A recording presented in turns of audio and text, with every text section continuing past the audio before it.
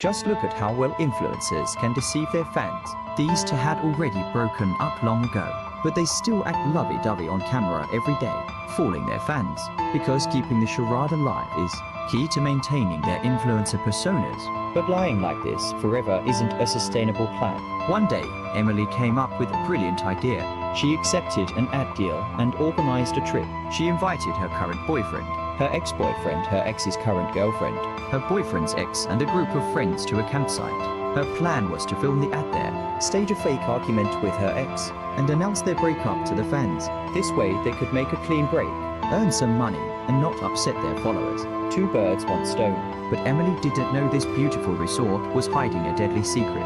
The scenery of the hotel was stunning, breathtaking mountains, crystal clear lakes, a perfect spot for camping. But the location was so remote that visitors were rare. Out of desperation, the hotel owner turned to Emily to promote it. When the group arrived, owner greeted them warmly, raving about the views while leading them to a boat. They were heading to a small island. On the way, Emily casually asked, "You have any ghost stories or spooky legends? My fans love that stuff of." The owner chuckled knowingly and shared the tale of Bloody Mary. Long ago, there was a woman living here, a witch who practiced dark magic. She specialized in healing children meant for sacrifices. Other villagers, enraged by her actions, punished her by nailing an iron mask to her face. Unable to eat or drink, she eventually drowned herself in this very lake. It said she became a vengeful ghost, begging anyone who dared to enter the water to their doom. But of course, it's just a story. The owner reassured them food, lodging, and entertainment were all arranged. There's no cell signal here, so owner leaving a walkie-talkie call if need anything, and he'll get here as fast as he can. As he prepared to leave, he gave one last warning. Whatever you do, don't go into the lake. The moment the boat left, what did they do first? They jumped straight into the lake. Maintain her online persona. Emily and her ex began playfully splashing each other. Meanwhile, Emily's boyfriend and her ex's current girlfriend, feeling out of place, sat on shore filming videos. They thought they saw something in the water, but after searching, they found nothing unusual. After their swim, they set up a barbecue while Emily continued making videos, showing off her relationship with her ex.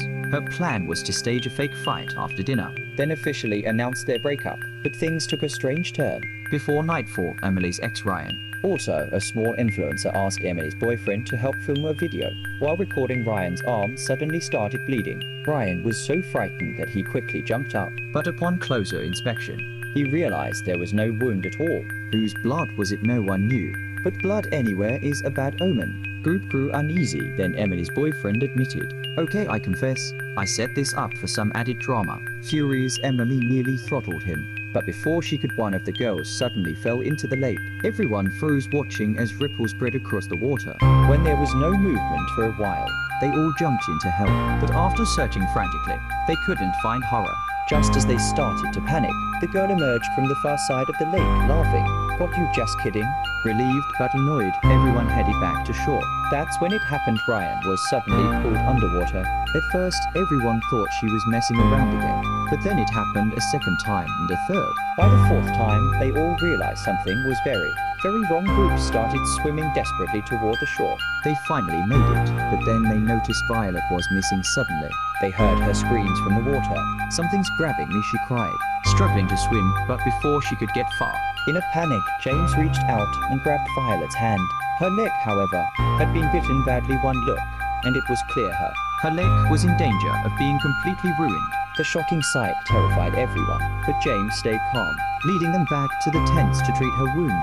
Emily contacted the hotel owner now. James ordered, "We need to leave this place immediately." True to his word, the owner showed up in just 5 minutes, but halfway across the lake, the boat suddenly stopped. Before anyone could react, the owner was pulled underwater. Back on the shore, the group was horrified. They had no choice but to retreat to the tents. As night-filled rain began to pour, the strange creature in the water reappeared, this time dragging away another girl.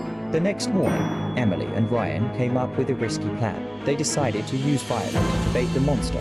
They placed her on an inflatable flamingo, hoping it would distract the creature long enough for someone to swim to the boat. But to everyone's shock, moments after Violet was pushed into the lake, she woke up and paddled back to shore. To save Violet's life, James made a difficult decision. Her injured leg had to go.